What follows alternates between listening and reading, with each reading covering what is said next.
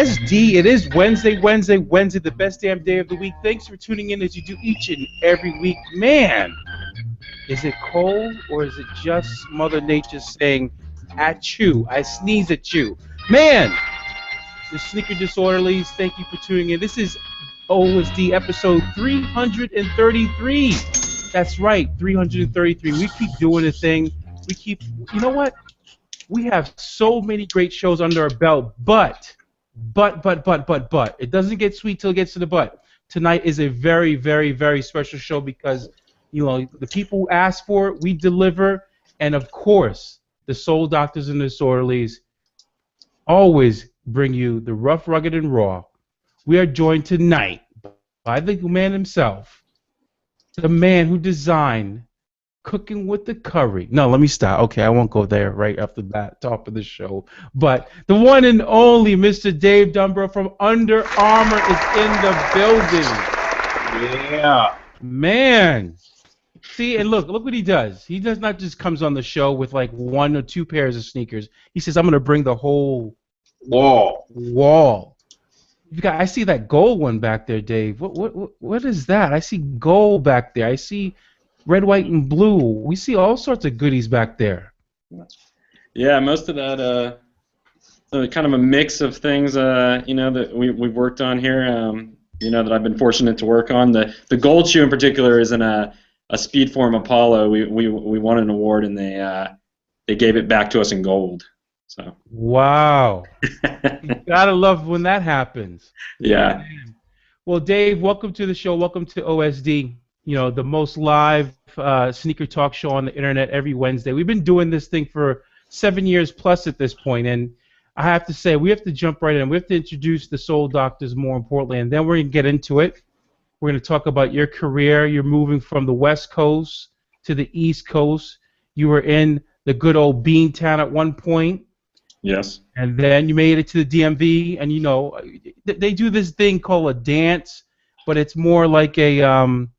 I don't know, it's the shimmy with a shake, the two-step.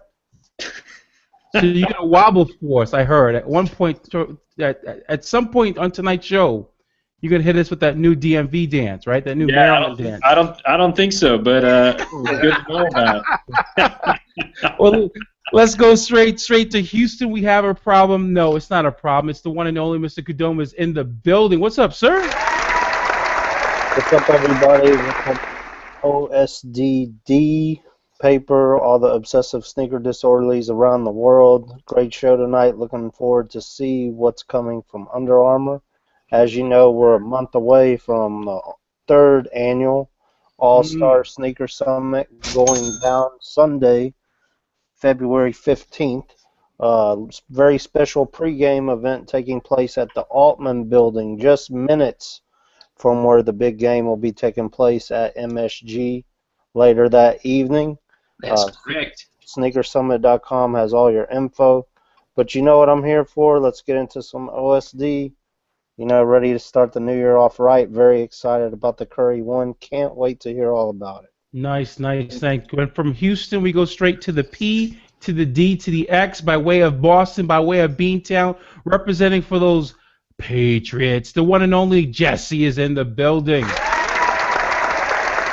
Yes.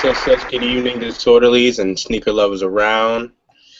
Once again, it's Wednesday night. Time to do what we do. Talk sneakers, talk industry, talk good kicks, talk people over sneakers, all that good stuff. Dave, pleasure to meet you. Nice to meet you too. This shoe. Looking forward to hearing about that fat tire behind you. Yeah, I've been doing my research.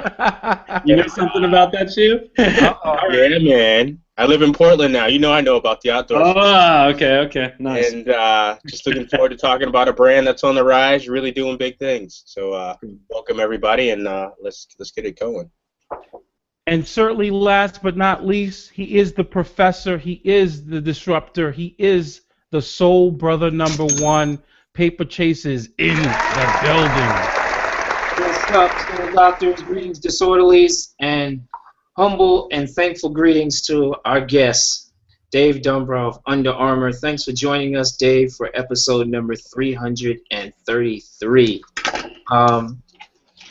We're very excited to have you on for quite a few reasons. over time, we have, for the last couple of years on this show, really been reporting heavily on various aspects of the rise of Under Armour, if you will. Cool. So, we had Ross Klein on previously when Ross was with you guys, and Ron, and our good friend Mike Parker and Ty Foss and all you guys over there have always been very receptive to the level of support that we've given, and it's been very exciting. And of course, we all, us Soul Doctors here, also have to congratulate you guys on arriving at the #2 spot in the United States. So congratulations to you guys for that. Thank you. Yeah, we're excited. We are too. So we're going to get into a quick interview with you, and at the end of that, Dave, we may open up for a couple of questions from some viewers, if we have any. Sometimes we cover bases a little too good, honestly, where we don't leave any questions left for the viewers to hit us with. We pretty much get all the questions answered all at once. I guess you can call that effective interviewing or reporting, if you will, but we are indeed very excited to hear about, the CurryOne, and, more in particular for our viewers, your journey and your experience as a designer in this industry. So, Sure. with that being said, we're looking forward to hearing everything that you have to say. No pressure, but we're very much looking forward to everything that you have to say. So I love it. we're going to get started, D, and you go right ahead, and we'll start this journey with Dave. Absolutely. So, Dave, we spoke, off air, prior to tonight's show, a little bit about your background. So, just kind of give the Cliff Note abbreviated version in terms of where you grew up, your career path into the world of design. I heard about the automotive stuff. Yes, a man of our heart. So, talk a little bit about that, and give the viewers and Soul Doctors kind of how you found your way into the world of footwear design and your passion for soul. Sure. Yeah. I mean, I'll give you like a brief history. I think first, it just comes from being obsessed with shoes. I've been obsessed with shoes my whole life since I was a kid, and as a kid growing up, I was also obsessed with basketball.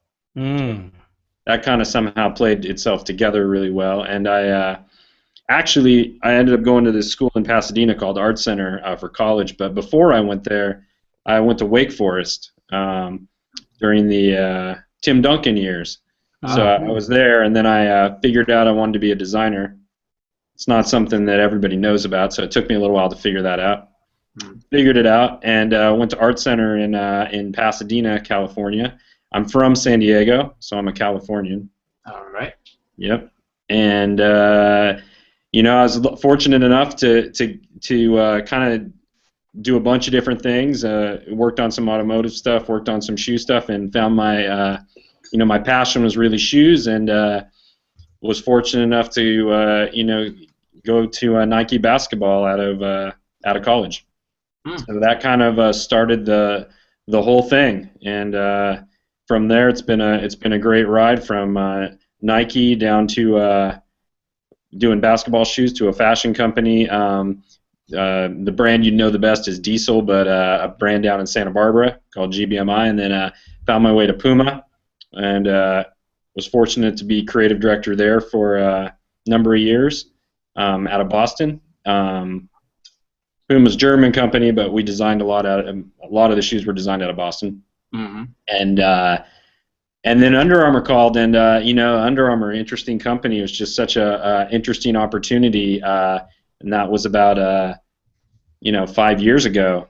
And thought, I think there's a lot of potential there. So let's see what happens. And Right. It's been a great ride. Right. So, at what point along the way, Dave, did you realize that I really have the utmost and sincerest passion for this, and I'm going to see this the whole way through? Because like you said, you weren't sure which road to approach at first, but once you found it, you got on it. Did you get discouraged? Because again, footwear design, as you stated, really isn't something that everyone knows how to point you in the right direction.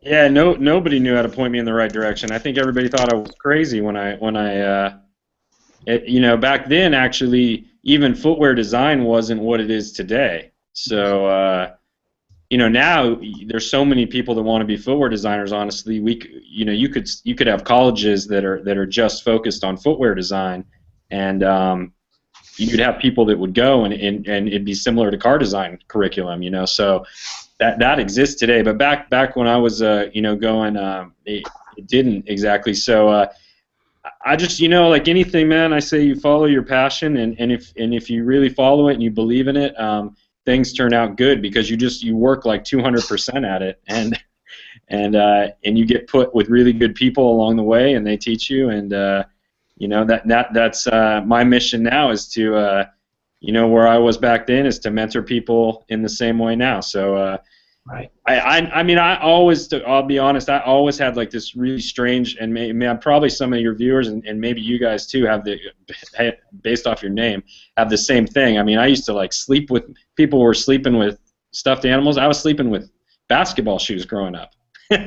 That sounds really strange, but yeah, it's honestly true. I just, you know, I loved my shoes so much. I don't really know where that came from, man. I think it's just, that was there from a very early age. That is funny. kind of strange I'd actually say that publicly right now, but it's true. It's true. Well, considering the format and the setting that you're in, it's okay. No judgment here. Okay, good. You're good. You're good. Yeah. Who were some of your mentors along the way?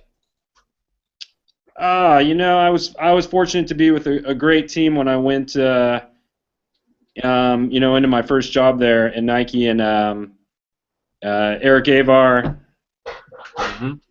Aaron Cooper. You know, these were guys I worked with right out of school. You know, and I think we all know how talented they are. So, you know, I was everywhere I went, I had similar opportunities. I was around really good people. So, you know, it's just I've been lucky, I think, but you know, I kind of made my own luck too. So a little bit of both. You've been in good company. Yeah.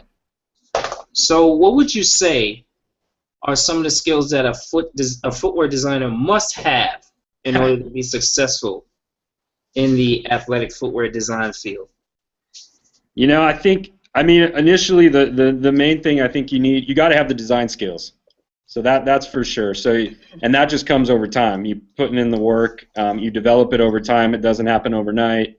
It's a process. Takes years, and that's why, you know, part of it is why you have to go to school for it, just because you need to put in the years to do it. Right. But so you got to have the skills, and then as you kind of progress, it becomes more about the approach and the thought process. Right. And so, you know, a lot of times I'll give people advice that are really skilled at drawing, and I'll spend, you know, you are really skilled, but now you need to spend 80% of your time thinking and about the thought process and the approach to a project, and you only need to spend 20% of your time, because that'll come if the storytelling and the story and the function is there. So it's funny, at the beginning you're spending so much time on your skills, and then as time progresses, it becomes a little more philosophical, a little more cerebral, and you start spending a lot more time on the story, the thought processing, and getting to like the deeper, I guess, meaning behind it, if that makes any sense to you guys. So Yeah. Makes a lot of sense. That's great that you address that, because it's a great segue to the next question. cool. How have you approached design now, considering the way sports like basketball has changed over the years?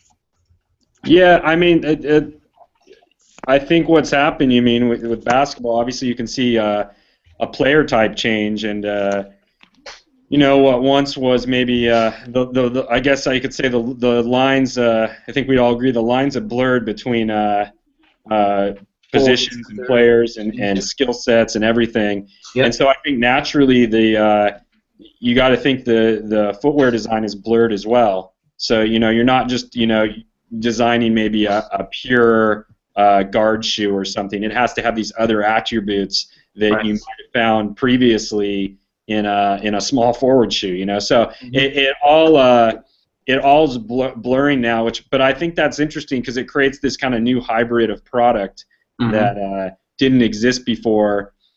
And you know, it's interesting for designers, you know. So right, and that's interesting that you state that, because you know, on a lot of the shoes that we've covered over the last couple of years that have come from Under Armour, you know, in particular, you know, I think we really delve into it really deeply with the release of the Anatomic Spawn. Yeah. But we've realized that you guys have been making shoes that have been doing really well with players position 1 through 5. Talk about that a little bit. Well, I mean, a lot of times we're servicing an entire team, you know, and even a lot of our assets beyond the signature guys. We have a lot of great high school programs in the country, a lot of great college programs, and we're servicing so many different attributes and so many different types of players that a lot of times we need to create versatile shoes that can kind of work up and down the matrix. And you know, and that's Anatomic Spawn is a good example of that. That it has a bit of different types of shoes, I would say, built into it. You know, driven by the anatomy, of course, but yeah, that was a lot of fun to actually, you know, hear and see, and you know, get a little in depth with the process behind that shoe, and see how you guys have progressed with the basketball line from there. But as you mentioned a little bit, as far as your signature guys, how important is the athlete's involvement in the making of sneakers these days? Yeah, I mean, it's huge. I think honestly, for myself, like when I'm starting a shoe like the CurryOne, it's where the creative process and everything actually begins. I mean, it's essential, and I always, no matter if it's basketball, running, no matter what it is, if you make, you know, kind of believe that if you make it for the elite, the best of the best, it's going to be on some level good enough for everybody else. So you might as well, you might as well make it for the best, you know, player that you can, rather than, you know, shoot for something lower. And that's how we think about it when we were doing the CurryOne. So. Right. Now, was Steph's history of injuries and problem solving with him a big factor in your approach? Good question. Yeah, it definitely was. I mean, we had to take all that into account, and you can see that in the build. Obviously, now we were lucky that I'll be honest with it. He's played in obviously in anatomics. He's played in clutch fit, and we took a lot of learnings from there. So when we set out to do this, I dissected everything that he had already played in and everything that he had really liked down to the millimeter. So literally the millimeter on widths, on heights, on fit, down to his exact foot. So I had a lot of baseline going into it that I could kind of riff off in different directions that I knew would work for Stephen well. Right. And then we just had to make sure that the upper offered the right amount of support and everything based off, like you said, his previous injuries. And I think we've nailed it. I mean, you know, for me, it's a test. He went out the other night. I was out there in Oakland, and he went out. First game he played in them and did 23 and 11. They won the game, and he said, you know, right out of the box, he was cool playing in them. So Good. And they're not even that tall, which is surprising. Yeah.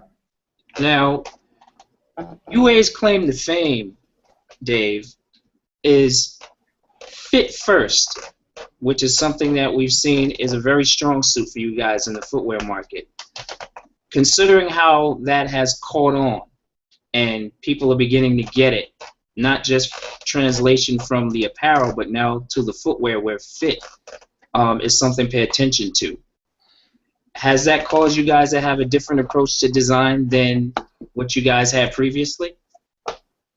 Yeah, I mean, to be honest, ever since I've got got here at UA, that's been my whole mission, is to own this idea of performance fit. It goes back to our Under Armour DNA and who we are as a brand, even beyond apparel. And so that's been kind of the reason why Speedform was created. It's been the reason why you see a lot of like if you look at the CurryOne, it's a very unibody look. There's very few seams, if any, and the reason being is we want to own this idea of fit, no distractions, remove all the seams, get it as close to the foot as you can. That's always in our mindset. That's like number one thing is to own this idea of performance fit. We think if we can make a better fitting product, it's more efficient, which means better energy transfer, which means at the end of the day, Steph and Curry will be faster on court. Oh, I might have lost you. I'm not hearing you. There you go. Back to Steph for a minute. Yeah. Steph's real charismatic, on and off the court. He's becoming one of the, rising star faces in the NBA. No question there, especially considering the place that he currently holds in the All-Star voting. What's something that you observed that he does to prepare for a game, and did it help you in designing his shoes? I think it's hard for me to comment because I haven't seen Steph maybe right before the game. I guess I can say that he's got some certain things he does like everybody else. Obviously, he if you follow Stephen, you know Stephen, he writes "I can do all things" on his shoe, on the forefoot lateral side of his shoe. And that's just something that's part of his ritual, his process. It also goes back to just his entire belief system and everything about him. That he can overcome, and he's the underdog at one point, but he's not really, because he can overcome anything through his belief in himself. So that's one thing that I've witnessed him do. Other than that, it's hard for me to comment. So. Got you. Here's a partisan question we'll ask before we get into a couple of other aspects of the design world with UA. Yeah. Do you believe Steph deserves to be named the MVP, and why? No doubt, and I'll say this for these reasons. One, he's put up the numbers. Two, his team, look at their record. Just look at the Warriors' record. So team guy all the way. And then three, he's the ultimate. He's got to be the ultimate role model, for players and just people, coming up. So, for those three reasons, I don't see how he's not the MVP. Your word is heard. Okay, good. To be continued. So let's do a little Monday morning quarterbacking on your work from the past. You ready for that? We can try, sure. Knowing what you know about footwear now, yep. What technology would you have liked to have been involved with? Yeah, that's tough. That's a great question. And it's one that's a tricky one for me to answer because I would be going back to some technologies from some other companies. Okay. And, that's a hard one to say when you work for a company. Here's what I'll say, and it might give you an insight onto where maybe where I'm going in the future at Under Armour and just in general in my thought process is, we want to the whole way footwear is made today, the amount of hands that touch it, the way it's constructed, the production line type of thinking. I want to get away from all that, and I want to be more precise in how we make things. I want very few hands touching it, and I want to get to just a higher elevated product. And that's when you talk about technology. That's where my head's at. Got you. I see my brother Ridiculous Creative from Omaha, Nebraska there. Put your hand up so Dave can see you, Ridiculous. He's also a very tried and true UA footwear tester. Nice. and he's one of the people who over time has been keeping our viewers and us, connected to the pulse of what's happening with UA, in particular in the women's footwear segment. So that leads to my question for you, considering that you guys are doing really well in the women's fitness segment. Will there be more footwear for women coming to the market? Yeah, there definitely will be. We have a strong initiative on the women's side. We're bullish on that. We feel really strong that we can grow there. We have a really strong leadership on the women's side.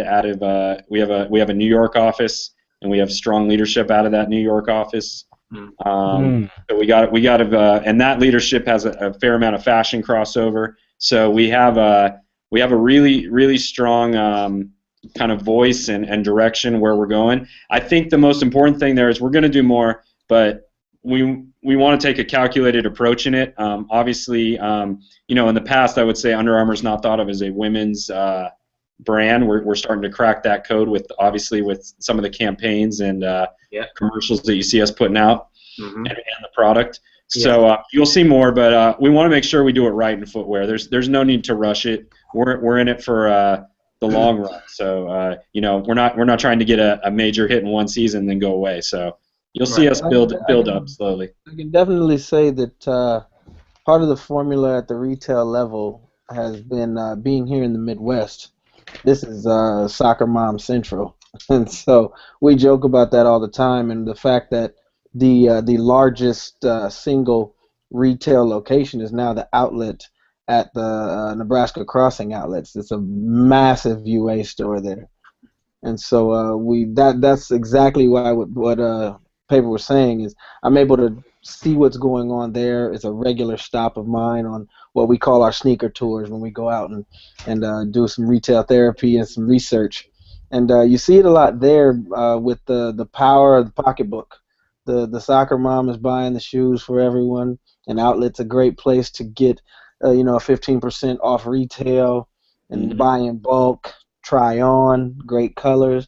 So it's been making a big splash here in the middle of the country. I can tell you that much. Good, yeah, we love it. That's great to hear. Yep. So, do you have any advice, Dave, that you were given along the way in your previous stops that you've taken with you and you still use today? I have a couple. They're kind of like quotes, I guess. We love quotes. All right. I'm thinking back to a trip I had way back early on in my career, and I was in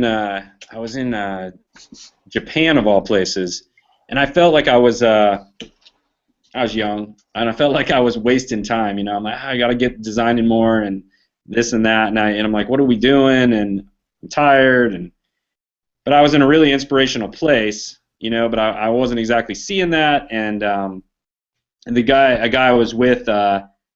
That lived there, he turned to me, and he told me, it's not about. I still think it must be worth something because I still think about it today.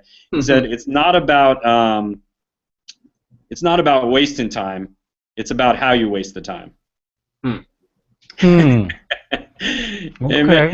It's maybe a very Japanese thing to say. I don't know, but it made me think, and I still think about it today when people, when I think that I'm not getting, I'm somewhere and I'm doing something maybe in New York or something. I'm like, maybe I'm not getting enough out of this, and I'm like, yeah, but unconsciously, I'm getting a lot out of it, and it'll come out later in a design somehow. So it's like you just got to have the faith that it's going to come out later. So that was one thing, and then. I have a quote. A lot of people, have big ideas, but they don't follow through on them too well. And so I have a quote from it's from Emerson actually, and it just says, "The reward of a thing well done is to have done it." So that's just something that I heard a while back, and I've kind of always taken it with me from there. Just to remind myself, like, yeah, the reward of a thing well done is to have done it. And a lot of people just, they don't get around to actually following through. So yeah, follow up is important. Yeah. So we got one more question before we turn it over to the Sole Doctors and the folks, the disorderlies out there. And this is the pressure question. Now that you guys are the clear number 2 here in the U.S., has it fueled you creatively, or do you feel any pressure now that you guys have been anointed to that number 2 spot? Nah, I mean, I love pressure. You know, that's why I do this job. That's part of it. So I don't feel any pressure at all. I feel the pressure. I think I've always put on myself. No matter where I've been. So we're concentrated honestly on, at least on the design side. Speak to what I do. On ourselves and doing the best thing and owning performance fit. And if we focus on what everybody else is doing and the pressure and we'll probably won't do the original design work we're capable of. So we're really focused on making all athletes better and doing what our mission set out to do. So no pressure. Any pressure is kind of in a good way. It's what fuels us here at Under Armour. So nice. One more I have that I was inspired to ask just based on your wall behind you. Yes. If there were one shoe since you've got to Under Armour that you guys have done, not just you but collectively, that you put out that you wish you could do over, which shoe would it be? Do over? Yeah. Wow. That is a only on OSD, Dave. Yeah. The hard hitting stuff. You know what? Even if wow. I don't know if I'd answer that honestly. I'll be honest, because even if I could think of something that I'd do over, I don't know if I would do it differently now. I'm not going to answer that. I'll answer any question about you.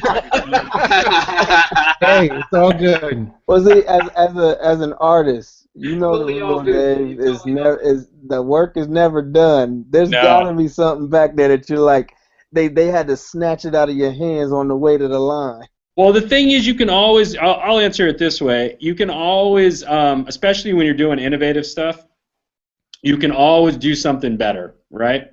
And so the first iteration, although you're really proud of it and you think it's great, you're going to probably make it better. I liken it to cars. The BMW of this year is probably, or the Porsche is a perfect example, right? Mm-hmm. The 911 of this year is probably going to be a little better the next year. And it's like just a little, And that's the same thing with shoes. A lot of times, you can always make it better because you have more time and you have more. You just find out some different things, but that's not to say that the first one that you did wasn't great too, because that's really like your baby. That's the one that broke down the walls. This man right here, diplomatic to the end. I love it. That was a fine answer. Yeah, because that is true. He tackled that one. Yeah, stating it that way is absolutely true. As a designer, I understand exactly what you're saying. Would I do it differently? No, because if I start over, it's not the same project. Yep. Heard that. I'm gonna have to write that one down. That's a good answer. You can rewind the show when we're done. You got him. Nice. What you got for Dave, D? Dave, I want to know.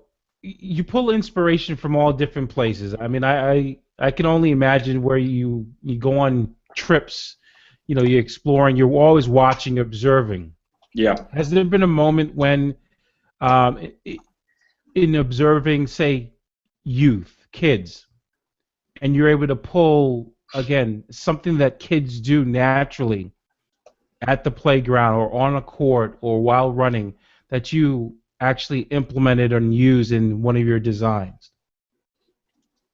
That's interesting. I mean, everything kids do. Kids are so important to us, obviously, at Under Armour, because we consider ourselves the brand of the next generation, basically.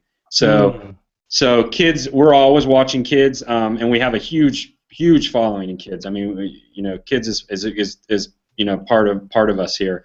I don't know if I can pick out one element. I will say this, that I can't talk too much about it, but it drives beyond elements like actual design.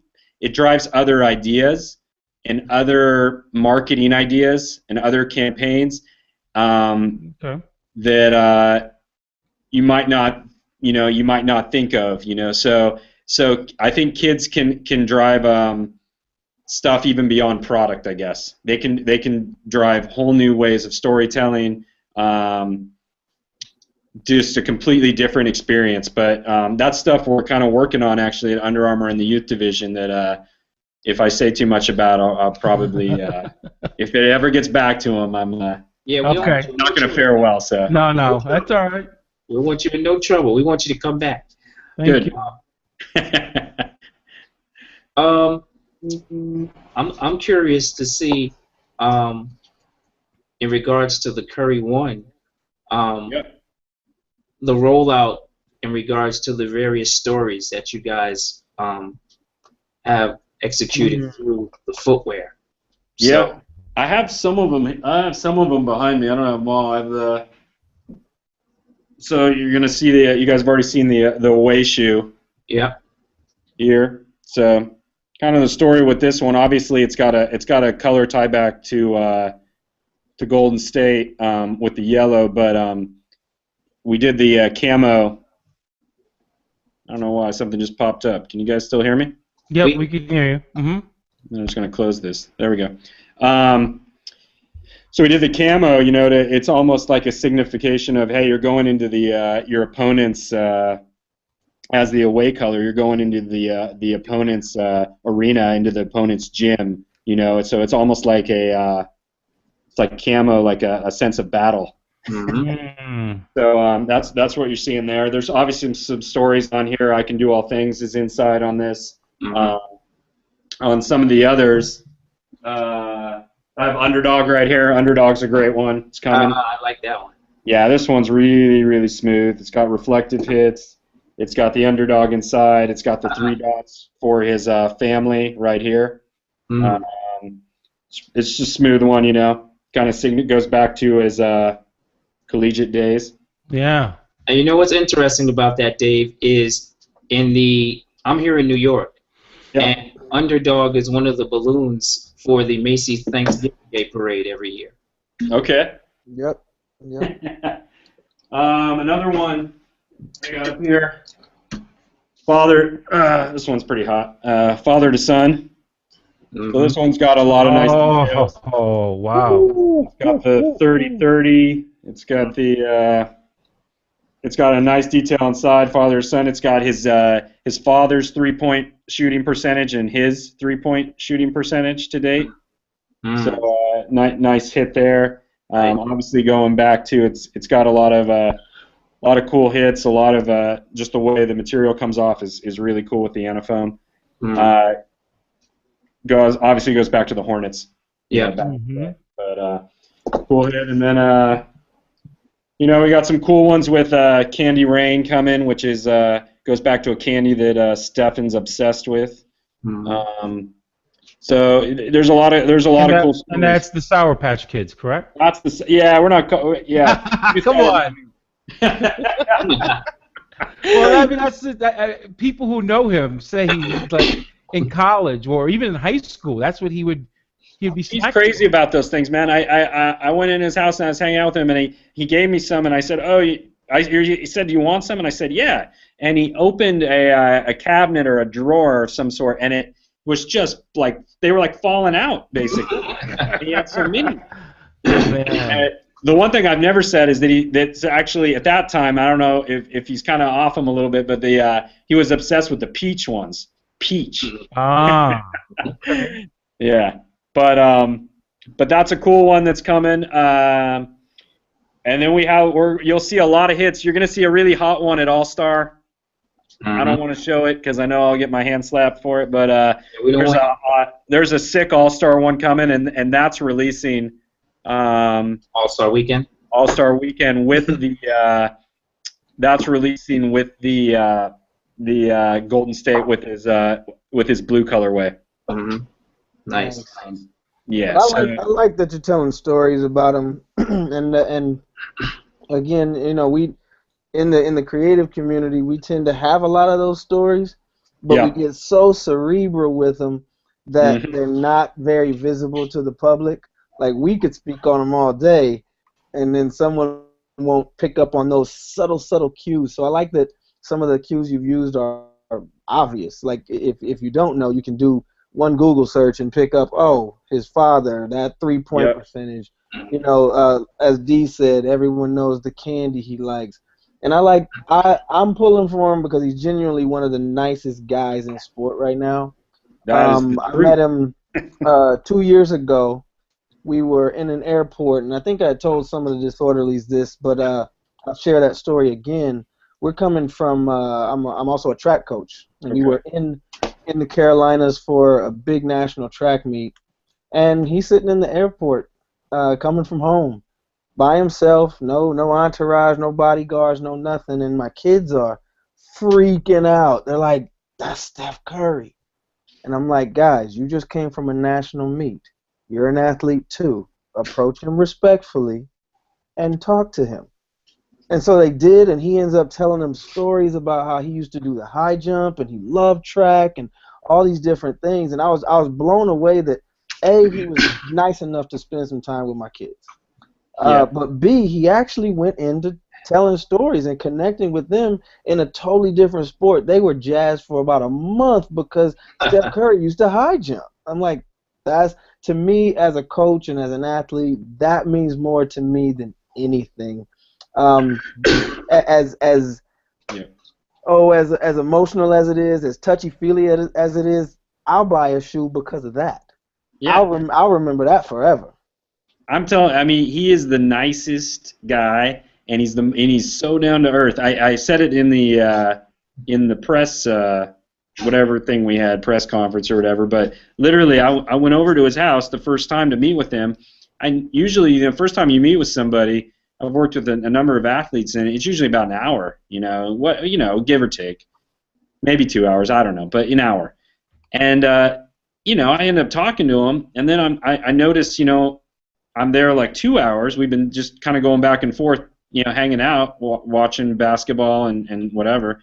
And then his wife cooks this amazing dinner.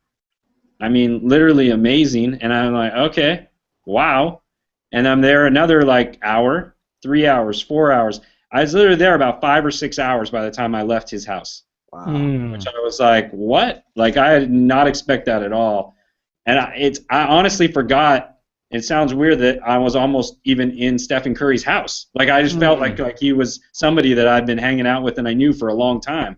And it didn't dawn on me till I left, and I was like, oh my gosh, I was just there for like 6 hours. You should have So been that's in the just music how he video. makes you feel. Super family. Yeah. Family's everything for him. So, That's awesome. yeah. Now, Dave, I got one more tough question for you before I All pass right. it over to the rest of the Soul Doctors. I'm asking this one on behalf of a buddy of mine who has a golf footwear site called A Good Walk Unspoiled. So shout out to J-Mo. He wanted me to ask this question. Okay. When are you guys going to release some golf shoes? Pretty soon. Oh, yeah! Ah. Yeah. You hear that, J-Mo? Pretty soon. We're working on stuff. Again, it's not something you won't rush into. We obviously have some athletes that are killing it right now. So we want to, with Jordan and whatnot. We want to release stuff, but we want to do it in the right way. We have a really nice golf apparel business. Yes, you do. So we want to take this same approach with the footwear and make sure that it's the best of the best. Any category we get into, we don't intend to get into it and get out of it. So in the case of golf, we want to make sure we do it right and stay. There's a lot of good competition on the golf side. Anybody who's a golfer knows. So, and those are very technical shoes. So we're going to make sure that when we get into it, we come strong. So. Thank you for that. You just answered that question and made my boy J-Mo very happy. All right, Soul Doctors, what you got for Dave? Anyone? I'm ready. Go for it, Kadoma. Okay, you said you met with Steph for about 5 hours at his house, and if you can, I'd just like for you to share a little background or behind the scenes info on the process of what goes what goes into designing a shoe with the athlete. You know, are there some key questions you ask? Is that the only visit you have, or do you get feedback later on? The sampling process, does Steph get back to you once he has a sample and wear test the shoe? I'm just a little interested to hear a little bit more about the behind the scenes relationship between the player and the designer. Yeah. So in Stefan's case, I mean, it's kind of the best of what you can expect. It's real, which a lot of these relationships, honestly, that you'll see portrayed sometimes aren't real. So with Stefan, it is, and so basically, what in my process, I don't really have a lot of like questions ahead of time because that doesn't usually play out that well. I usually just more like want to hang out and just get insights organically. You know, I'll pick up things a lot more sincere and a lot more personal to Stefan when we're just sitting there watching a basketball game. Honestly, like the I hate to say the real Stefan will come out, but the real Stefan will come out if I don't ask some prescriptive BS question. So that's how I approach it, where it's more like we're just going to do a bunch of things. Now there are some things I do that are kind of prescriptive, like I go in his closet and I look at what he has, and I go and I see his garage, and I go through his car, and I do kind of all these things, but that's just more for me to get a taste of like, hey, what does he wear when he's not wearing basketball shoes? You know, what are some of his other shoes in his closet? You know, what's in his car? Stefan's an amazing golfer. Does everybody know that Stefan's an amazing golfer? You know, that guy, if he wasn't a basketball player, probably could have been a pro golfer. So, I knew that. Yeah, okay, well, you knew it. I knew that. All right, yeah, you all know too much. But the truth of is you just kind of pick these things up, when you're hanging out with him, because obviously golf is an important part of his life. Actually, he enjoys that. And then also just like the decor in his his house, like you pick up certain things and you start to see how, obviously we all know it now, but you overtly see that faith is an important part of his life. So there's just things you see, things you pick up, and that's kind of the first meeting. And then and also things that he likes, like he really likes speed form. Running the Speed Form RC, the very first one we did. He really liked it, and he wore it all the time. And I said to Stefan, I said, why, you always have this shoe on every time? And he said, oh, I just love the way it fits. I love how clean it is. So when he's saying stuff like that, I'm able to kind of translate that and bring some of that thinking into his actual CurryOne shoe as well. So there's things that you get when you're around somebody that you just kind of start to pick up, and then you go back the second time, usually with a first proto sample, and it's kind of rough, but you get that, and then hopefully you get a good response from that. In the case of Stefan, his wife is sample size, so she was actually able to put it on before him. But she so we looked at that, and then from there, we start to get into samples that are closer to looking like the ones you've seen. So, like, here's a round of father to son before this round. Oh, wow. Oh, wow. Okay. All right. So there's some changes. I'm not going to show you too much more than that, but there's just iterations, and there's probably like 5 or 6 iterations, and you might meet with Stefan like. Stefan's so accommodating that I think we met quite a bit, but usually you might meet 3 or 4 times with an athlete just to make sure you're going the right way, you have the right checkoff and everything. So that's kind of the process. Awesome. And then there's a point where that obviously actually getting some runs, run in the shoes and making sure that it's hitting the performance mark. that's a huge part of it too. So there's half style, half performance. You know, it kind of goes back and forth. So Yeah. Okay, I don't want you to think I'm ignoring you here. I'm taking notes on the phone, but that kind of leads me into my second question. When you showed the colorways, you guys have some really great colorways and stories behind the CurryOne. Are you a major part of that, or is that like a team process, or how does that work? it's at Under Armour? it's a team process, man. Like everybody has a part in it, and you know, from the, and that kind of goes outside of design even. You know, I'm going to drop some names and give some credit where it's due. You know, Ron Johnson is one of our product line managers here. What up, Ron? Yep. So you know, Ron. You know, Ron is very creative, and he's working, driving them and communicating with Stefan as well. And I got obviously a team of designers as well that are working. A guy named Tom Spence is actually responsible for some of these colorways, so I want to make sure, you know, Tom gets his credit. So, you know, everything, anything you see me do or anything you see pretty much any designer do, it's a team effort, man. Even if it's an organic process and you're constantly getting feedback from everybody around you. So that's one, like you want to be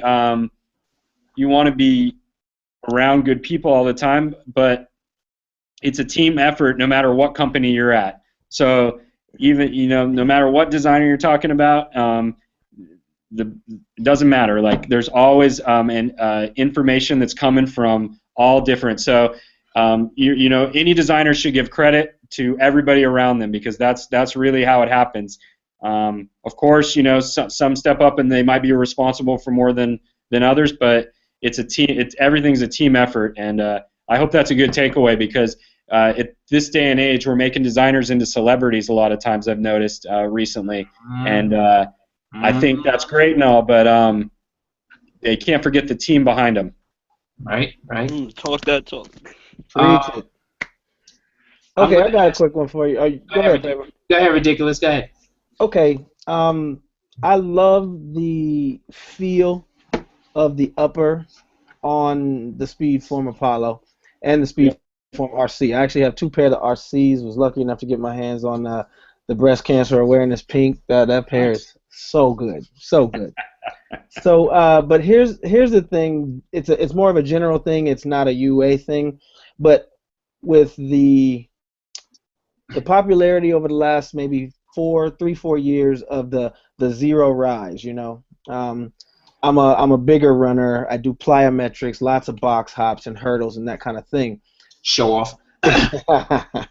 Is there a chance that in the future there will be sort of a double stack with a traditional rise, but the fit, because you have that on some of your other running shoes, a more traditional wedge, much thicker, you know, maybe some dual density, but they don't have that fit of the Speedform, and I love that fit because I love, you slip it on, you don't need a pair of socks. That thing is snug, it's there, you're locked in, you actually feel the ground. You know the ground feel is important, but when you're, you know, the size of a basketball player, but you're a runner.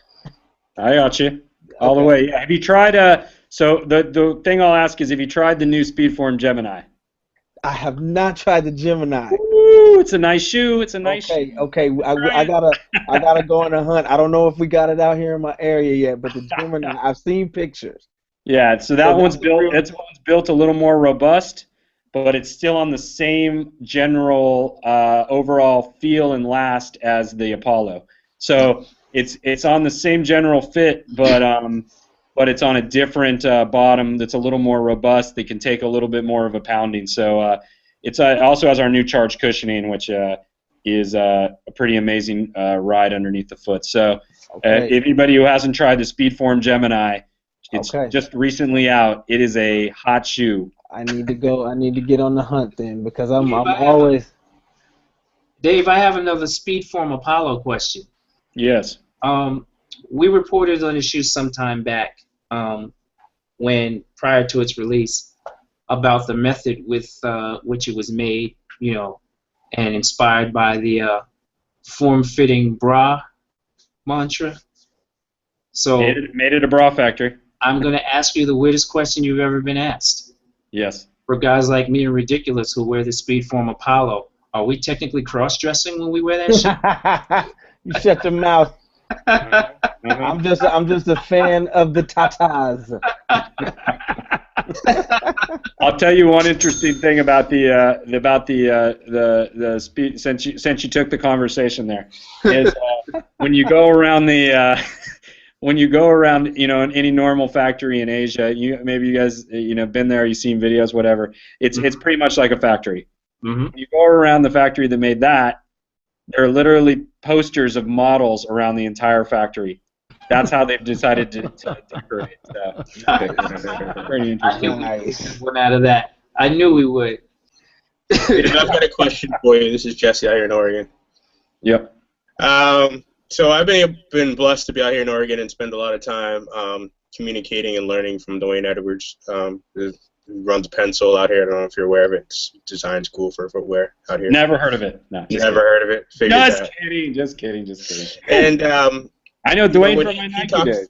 He talks to his kids a lot about understanding the entire process as a designer, which I think is helping designers be more well-rounded and know not only what they do as designers, but what they can expect and hopefully work with their team of developers and marketers with, especially PLMs.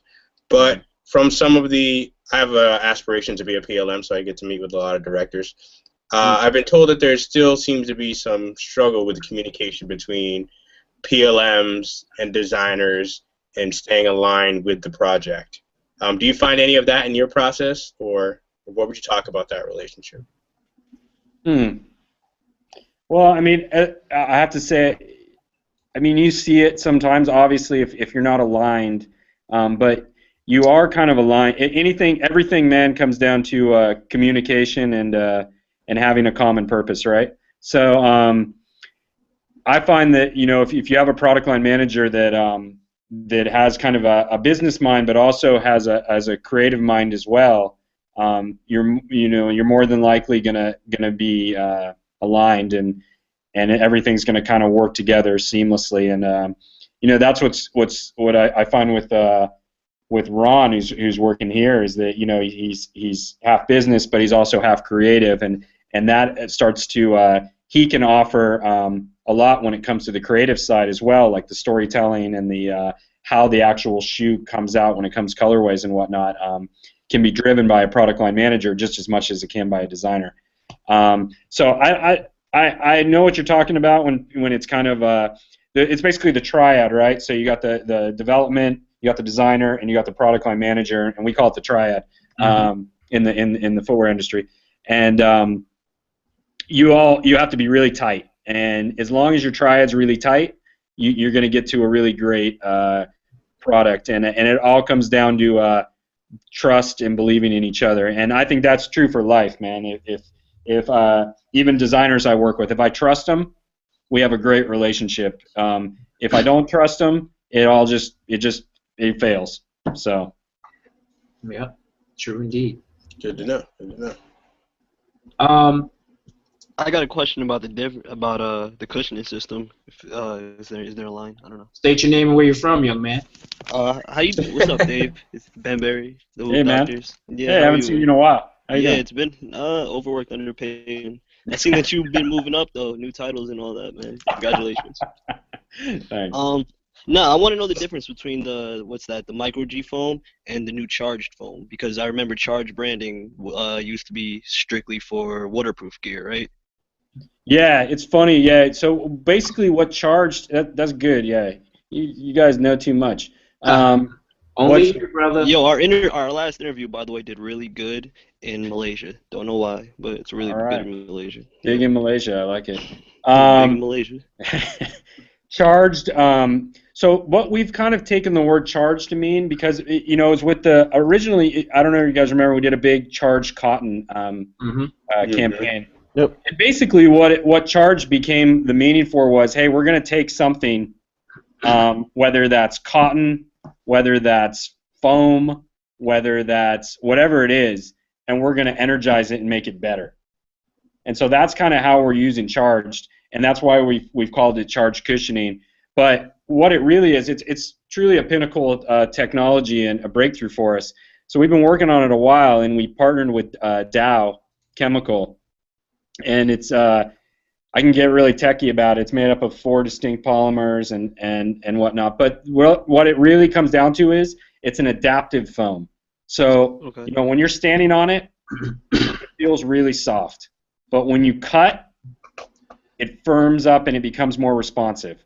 So it in some ways, you know, for people that are really into foam and cushioning, it's kind of like the holy grail of cushioning, because it's adapting to whatever your needs are. And whether that's true in running, you know, like when you're just walking around and you try on a shoe, you want it to be really soft. But when you're running, you actually want a little bit firmer shoe because you want that energy to respond and come back to you. Right. You know, a really cushy shoe, think of it like a sprint bike. Something that's really flexible and really cushy is really slow. Yeah, it is a actually. sprint bike is really stiff, and it's obviously has no cushion. So that's the holy grail of running. Yeah, so it's the balance exactly. between that. Yeah. So that's why charged cushioning is so amazing, and we've been able to prove that it adapts this way, and it works well in basketball for that same reason. You know, when Stefan's just kind of walking down the court, it's one thing, but when he goes to make a hard cut towards the hoop, it's going to firm up and give him kind of that response he needs. So that's really the difference between it's a completely different foam, but between Micro G and charged. Is charged in the new Gemini? Foam, basically. What's that? Is that in the new Gemini? It's in the Gemini, yeah. That was the first sneaker it was in, I think. That's the first sneaker it was in. That's what we launched in. You need to get some Geminis. Man, I'm not gonna get nothing done tomorrow. I'm be on the hunt for Geminis all day. I've been talking to one of your other coworkers about the Geminis, and I brought it up to these guys. And believe me, I looked at it and I was like, okay, that's on point. You can look at the Gemini and see that it's coming along. So Jesse, is that the one you sent the picture of? Yes, the one he sent the picture. The one that was blue, and then they got a black color. And I recently saw a woman's color that's like white. Immediately. I reacted to that immediately. As soon as I saw it, I was like, okay, they got this one right. So all right, I'm excited that's about cool. I didn't have nothing to do tomorrow anyway.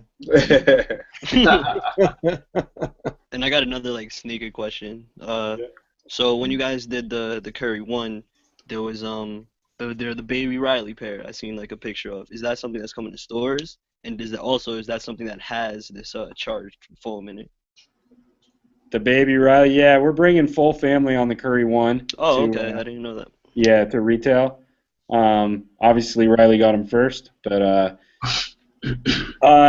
no, I don't. We have charged going down, but I don't believe on the Baby, you know, down to that level, we wouldn't use charged cushioning. No. But the kids will, like the youth sizes, will have that because you see that in other brands, like tech doesn't always translate. Yeah, grade school could have a puck of it. We have to use it even on when we go down. We'd have to use it differently though, so it wouldn't be the exact like 1-to-1 formula of how we have it in the adults. So yeah. Since we're talking about women's shoes, and that's a big plus for, or you know, what's going on for you guys, is the women's Gemini, is that an actual women's last, or is that just smaller men's shoes? It's the same last. You know, take almost any running shoe company out there. Almost all the leading shoes are the same across the board. Okay. So the main difference with women's to men's is color. Now there have been some times when companies have done a specific women's last, and there are subtle differences. But for the most part, if you make it for an elite shoe for a man, it tends to work for a woman as well. All right, now I'm going to ask you a question that I don't want your answer to get you in any trouble, so you could easily curve this question. Sure I will. Dave. As you know, again, we've been really high on you guys' praises for the last few years, especially watching where you guys started with footwear and where you are now. And watching you guys, we've talked about this at length here in OSD, you guys signing some of the biggest and brightest, and particularly in basketball. But we were really super excited at the prospect of you guys getting Kevin Durant. Now, I'm sure you guys were too. But the question is, with that being you guys' mantra, you've already shown that you have that pattern for kind of picking some of the cream of the crop as far as young rising stars in basketball. Noel. Do you have someone else in your crosshairs now that Durant got away? You had to ask that. You know he ain't gonna answer that. He's giving the chance. I could already tell by the way he was rubbing his face. Like, you know, I can't say that. I can answer that. You guys, you follow the. Let's put it this way. You guys follow the game. You guys follow contracts. You guys probably know when contracts are up. So I knew that. Follow the contracts are up, and you'll know who we're gonna go after. I'm sure. So it's a busy summer, is what you're saying. It's a busy summer for basketball. And the second part of that is, among some people there probably was the perception that when Durant decided to stay where he is and didn't come over to you guys, that kind of knocked the wind out of your sails. But I think here on OSD, we were pretty sure that was only going to make you guys push harder. Mm-hmm. So that's why we are kind of really happy to see you guys reach that number 2 spot here in the U.S. In particular, in some days after the news came out that Kevin was going to stay where he is, and your Kevin Plank said, "Don't worry about us. We're going to be all right."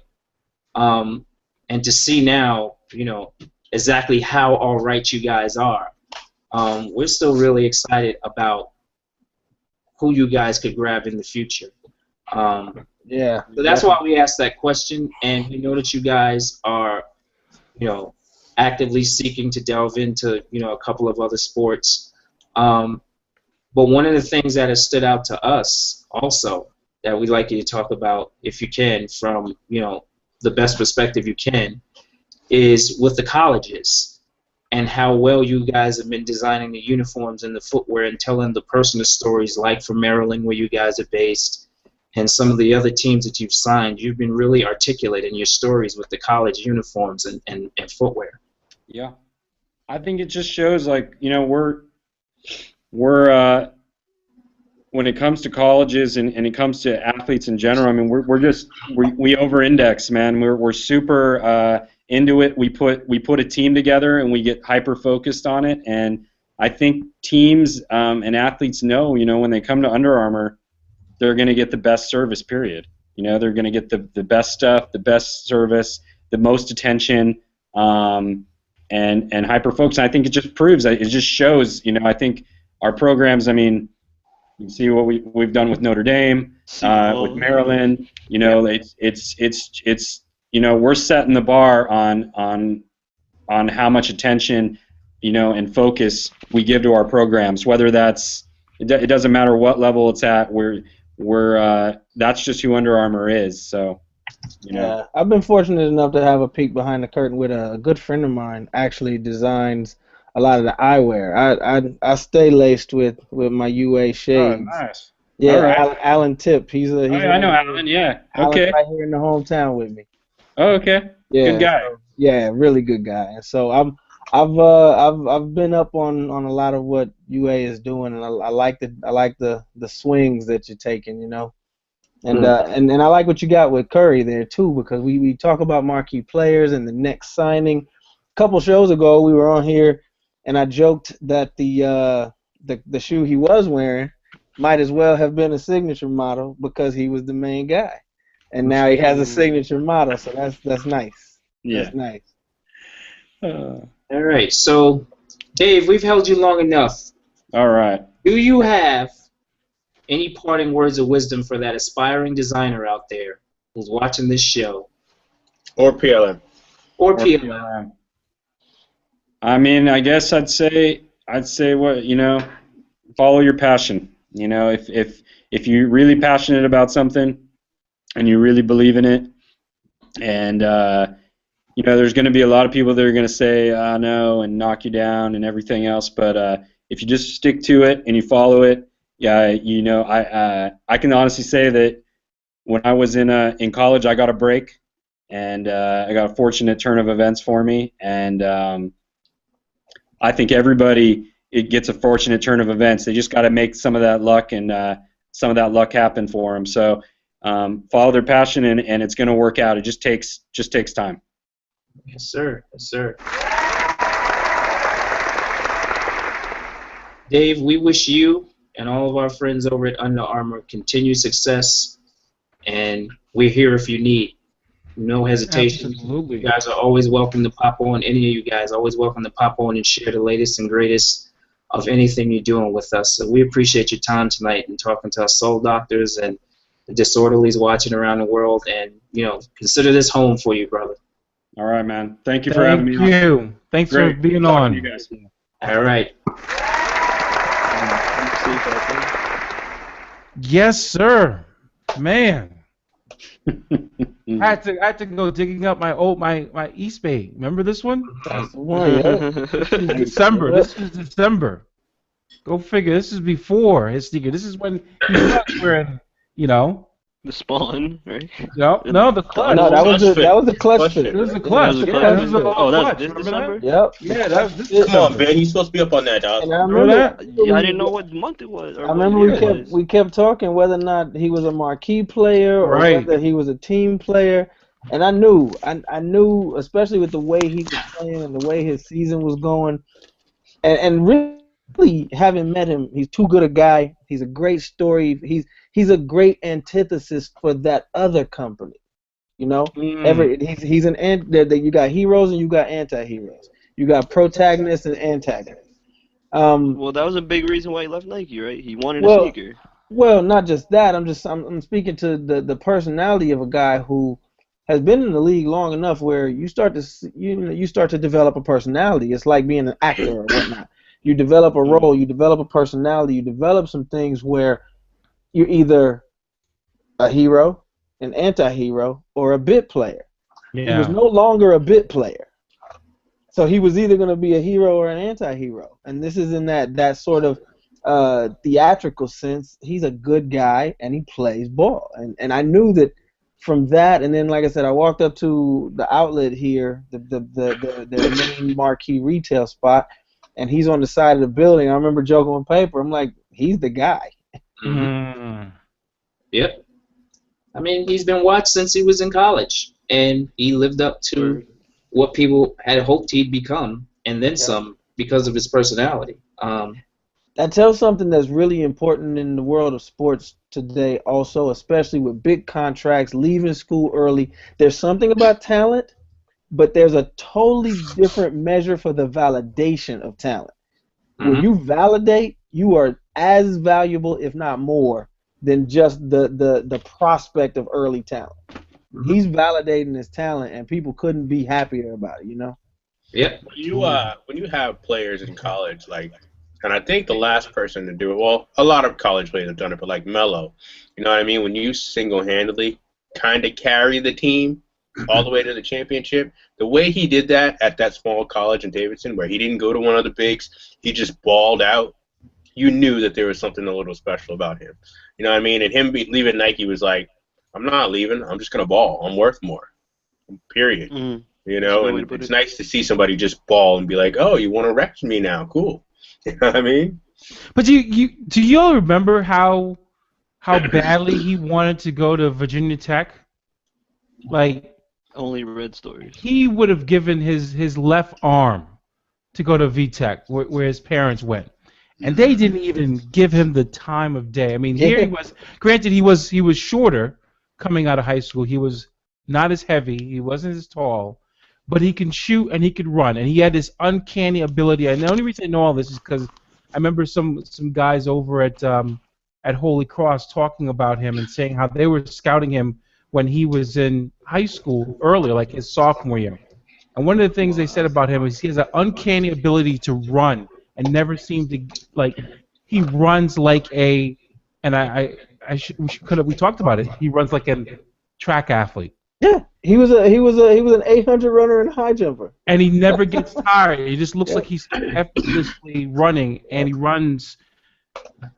And they noticed that. And every school passed on him. No one gave him the time of day. And then lo and behold, here he is now. Yep, and I love that. Like I said, that validation of talent and skill, where you know he had to work at it.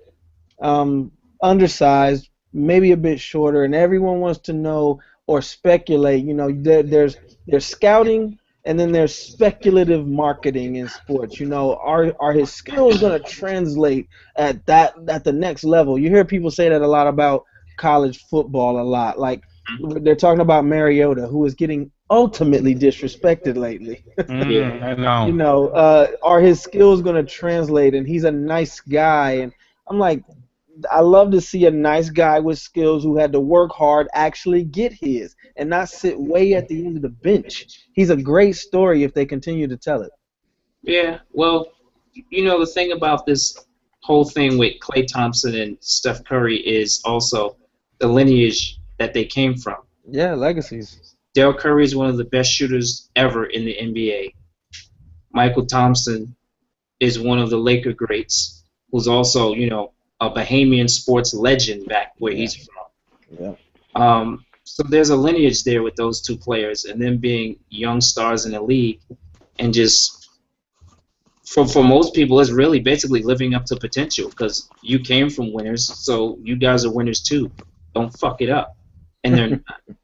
You know what I'm saying? It's like it's that simple, because when you have that kind of stock that you come from, the pressure is always there, Jeffrey Jordan, to continue. I was just thinking the exact same. To continue to be, you know, the cream of the crop in certain prospective sports. You know what I mean? And work to live up to it. Not just rely on your lineage and your dormant talent, but work at it.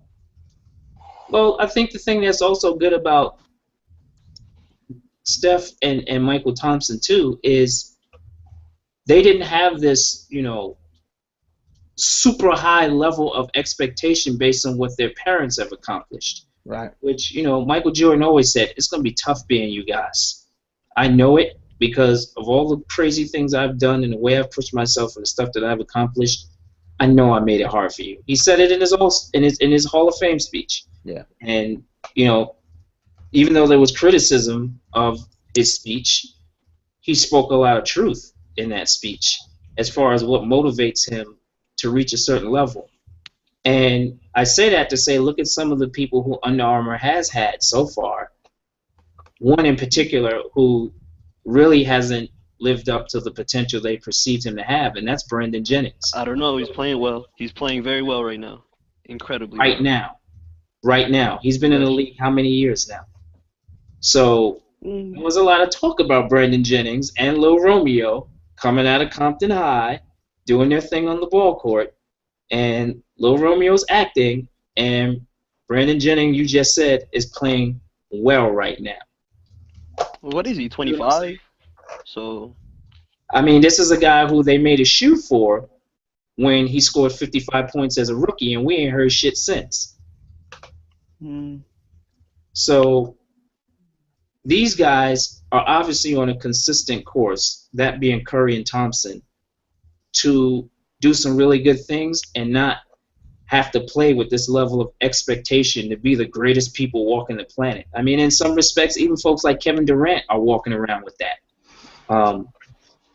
So they have these crazy expectations that people have for them to just consistently win, consistently score the most. You know, that's why guys like Damian Lillard are flying under the radar, because he's just playing ball. He says, and I'm repping where I'm from. That's simple as that. I wear a 0 because for me it stands for O, for Oakland. Anything else, I don't give a shit about. So, you know, I like what Under Armour's quietly done with taking players, like picking players up really quietly that are out of contracts or making people break their contracts and becoming Under Armour players without even publicizing it. It's, if you look, There's just about an Under Armour sponsored player on every team. See, but that's kind of what I was speaking to with Curry though. Is kudos to them for that, definitely. But those are team players, and team shoes don't sell. They needed a star. That's what moves units and marketing in this business, in any business dealing with marketing and design and celebrity status. Bit players are good when you're selling the mid-range shoe to a soccer mom. Right. But to move units and to move your brand, you need a star with a story, and they got one. They took a gamble with Brandon Jennings, and it didn't work. And you know, let's talk about the elephant in the room. This is OSD. We don't sugarcoat shit. They got the nice brother. Yeah. Let's be honest. UA got the nice light-skinned brother. 2 parents, nice house, doing his thing. They can market him all goddamn day and not be worried about it. Straight up. Right. The soccer mom Let's talk about the world that we're in. That's a triple win. You know what I mean? Didn't say it was right, didn't say it was wrong, but it's a win. Mm-hmm. Yeah, they got the markings to do really big things with Curry. $120 sneaker. It's $120, right? Yeah. Yeah, so $120. That's a great price point. That's a great price point for what you get out of it. Now, will we see? You know how you see other players in Kobe's, you see other players in signature shoes. Do you think we'll see other players in Steph Curry? Definitely. Yeah, one player Definitely. on the 76ers wore the Curry one already before Curry did, and he had to take it off if you were watching the 76ers game. It's definitely that. Yeah. Oh, wow. I mean, That's an interesting tidbit. Mhm. So, Who was that, Ben, that did that? Nerlens Noel. Nerlens was wearing it? Nerlens Noel is had- with Reebok, though. Nope, not anymore. he's Reebok done. right now only has 3 current NBA players. Oh, wow. Isaiah Thomas left. Nerlens Noel left. Oh, wow. That's funny for Nerlens to leave being so young in the league. Under Armour. I think he was the biggest player that they signed quietly. I remember they had Michael Beasley for a little bit when he was with the Heat. They got that new kid on the Heat. The one that looks like Chico. I don't know what the fuck. I forgot his name. But yeah, Nerlens Noel I think is a really good signing, especially because he's healthy right now. Interesting. I think it's a great shoe. The technology, the foam form-fitting upper, the charged cushioning. I like the little lightning bolt, paying homage to the Warriors there, and I mean, I'm surprised. I was expecting big things, but it looks better than I expected. Yeah, I I'm curious expected about that a foam. slight reworking of the clutch fit, and it's different, and that's good to see because they could have legitimately just gave him a tweak of the clutch fit, and it still would have been a great shoe because the clutch fit's awesome. Yeah, at first I thought the clutch fit was his shoe. Right. Everybody calls him the Currys anyway. Yeah. We heard the Curry shoe was coming, and then the new season started, and he's got the clutch fit on. Right, exactly. I thought that was the shoe. And the clutch fit was it was enough of a needle mover, and the colorways that they were putting together with it. When I was out in Portland, Jesse and I stopped down by Pencil. That was one of the shoes that was sitting up on top that Dwayne likes to kind of showcase what's hot, what's coming next, and the clutch fit, I actually pulled it down, and Dwayne was pretty excited to talk to me about it. And so, yeah, and that's why I joked a couple shows ago, that the clutch fit was a signature shoe. It might as well have been because people are calling it the Curry. He's been wearing it to great results, For a shooter, he's got amazing handles now, he's healthy, ankles are healthy, he's cutting to the rim, dunking every now and again, like, not to give all credit to the shoe, but a healthy lower body will make you a different player. I wonder if the height is going to be a you problem. can see that he's playing with more confidence in his ankles. You can see it. Absolutely. But he's also been playing in very high top sneakers. Anytime he wore an Under Armour, he wore the highest version they had. He was wearing the highlight version of the clutch fit before it was out.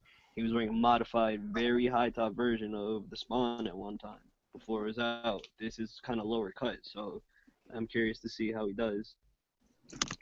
Well, what do you have? 30 and 11 his first game? Yep. Yeah, 30 and 11, which is against the Cavs too. Sometimes I don't want to keep harping on his injury in this day and age.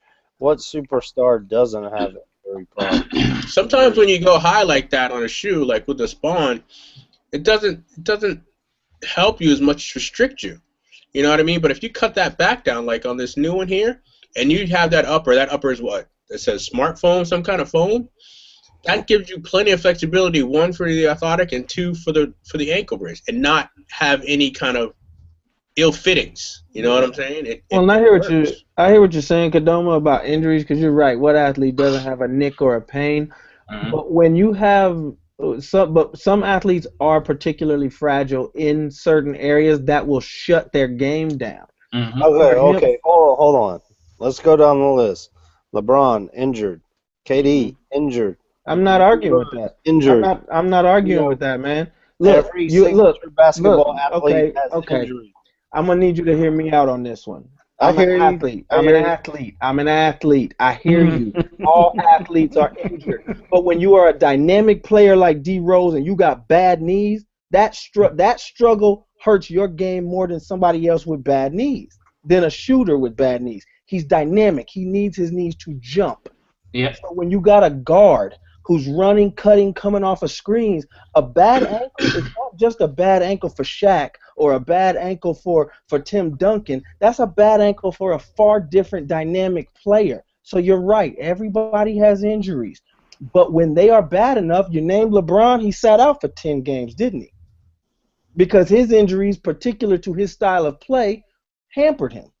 Yep. It's different. It's going to be interesting to see how the rest of the season progresses with certain signees and various brands. I like that Klay Thompson is about to go to, what's that, Anta they're talking about? Anta, yeah. Is he really? Yeah, that's what they're saying. Don't do that. Oh, okay. Don't do that. I did hear that. Yeah. Interesting. Don't do that. We're still live, y'all. I mean, every said don't go there. If you got the brothers, man, the Smash Brothers, why don't you Under Armour? Come on now, go get your boy's Playmate. There we go. I got to show you guys a Christmas present. Hold on, we can't go yet. Go pick them up. You know what I mean? Stay tuned. We're gonna wrap up episode 333, and then we're gonna have the after party. Oh yeah, I like that. All right. So, Ben Berry. Happy 2015, you guys, by the way. Yes, Ben Berry. Happy 2015. You finally come out the house. The Rain Brothers. The Rain Brothers. There we go. The last yes. Who is 3 that? months has been crazy. Who might the Rain Brothers be? Supposed to be Lillard and Matthews. Oh, okay. Oh, I get it. We get it. PDX Rain. Ah, okay. It was in a Dan Patrick interview with Marcus Aldridge, and they actually made shirts out here for it. Nice. hilarious. Nice. So, Paper, what do we have to say? How are we going to wrap up episode 333? Well, first, we need to do our stock report, and then we can definitely transform and roll out, as they say. Okay. So is everybody wearing sneakers right now? Like, what do you guys wear? It was a particularly bloody day on the market, ladies. It was. Very bloody day. So I'm going to read off. Nike finished at $93.71 per share, down $1.30 per share. Skechers finished at $59.50 per share, up 6 cents per share. VF Corporation finished at $74.05, down $1.03 per share. Under Armour finished at $65.75, down 85 cents per share. Deckers, parent company for Uggs, Teva, a couple of other brands, finished at $89.65 per share, down a whopping $3.77 per share on the day. Foot Locker Incorporated finished at $53.21 per share, down $2.20 per share. Adidas AG on the OTC market finished at $33.01 per share, up 3 cents per share. Puma AG on the ETR market finished at 168.10 in euros, down 335. eBay on Nasdaq finished at 54.03, down $1.10 per share. And Finish Line, also on Nasdaq, finished at $24.05 per share, down 64 cents per share. So a very bloody day on the market for the footwear stocks that we watch. Once again, we publish the results of these 10 stocks that we watch on Twitter, on Facebook, and on Google+, Monday through Friday, 4 p.m. Eastern Standard Time or later. So get in on the other side of the game, even though today doesn't appear to be a good example of that. But on most days, it's a good thing to be a part of. So hit us up, info@osdlive.com, and we'll show you how to get involved. So that's where we are today. Skechers had a big one again today, and I don't know much about golf, so if you all do, please jump in and help me out here. But they signed a huge endorser, Berlin Mozo, who is considered a growing and burgeoning golfer, and that was another win once again for for Skechers USA. It certainly doesn't help that she's a good-looking woman. Yes, it's a woman. Berlin is a woman, and she's getting her golf on. And their whole Go Golf line of Skechers is again going after that demographic of golfers, but particularly women who are golfers. LGP, ladies golfing, professional league is certainly doing some big things. So she's originally from Spain. She's been golfing for since she was 8 years old. Went to University of Southern California.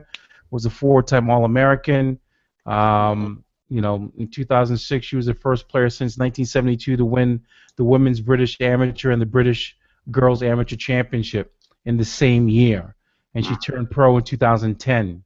So, and since turning pro in 2010, Mozo's been burning it up at the LPGA Tour, and is on her first, she's on a rising star. So, Skechers, do your thing. It's crazy how they're really focused in on the demographic they want. And it's great. You have these people that I didn't care about shoes, but now I need them. If I need them, I want to make sure they at least look nice. Like I said, you go to the gym and you see people actually working out these things, and I'm like, really? And then you just see stuff like this continuing happening. You look at the demographic, you look at the age, you look at what they're trying to do, and it's giving people that are not geeks, I guess, the okay to be like, this works. Well, and we talked about it. We talked about it a while ago. We talked about it since the marathon season is just about to start sparking up, and people are training. And we talked about it, and we talked about it with Meb. And I remember, a lot of conversation back and forth about whether or not it was a good move or it gave them credibility. That's all they needed. Like the joke was that they needed to make God bleed. That's all. That's from Iron Man 2 when he said that. I don't need to kill you. I just need to make you bleed so that people can see you're immortal. Yeah. And I'm man enough to say I was wrong. Straight up, I was wrong. It's not even about right or wrong, really. I was like, there's no way that's happening. And I had to shut up and look around because it's happening big time. They're steadily chopping that tree. Yeah, and the thing is, they needed that credibility, not so much to sell that shoe that Meb was in, but when you have a legit athlete, it trickles down to everything else you're doing. Yep. Yeah, it sprinkled it literally just all across their line. Yep. Sprinkle me, man. Yeah. Skechers stores are bright. Has anyone ever seen a Skechers retail store? Yeah. They're bright, aren't they? Yes, they are. They got the brightest lights. You would think there's square lights. I'm telling you, it looked like one of them little girl stores, like Forever 21. It's glass. It looks like limited too. You said it looks like limited too. Yes, sir. All right, so we got to wrap up episode number 333, which we had our guest, Dave Dombrow from Under Armour, on sharing some of his design experience and experience with working with the CurryOne. Please make sure, Disorderlies out there, you hit us up with any feedback, questions, concerns, comments. You know where to find us through all our social media outlets. And we'll be back next week with episode number 334. So D Wells is going to jam us on out of here. I wonder what music he's got on deck for us to pop out to. Well, this is the episode with the 3-3s. It's 333s, exactly. Episode 333 is in the books. Thanks for our guest joining us, Dave Dombrow from Under Armour. Make sure you come back and walk with us, talk with us, and certainly let your tongue hang out with us. The Sole Doctors and Disorderlies every Wednesday, 10 p.m. Eastern Standard Time, OSDLive.com. So in the meantime, between time, keep your laces tied tightly, your tongue loose, and walk good. Walk good. Uh-oh, we got to wild out now.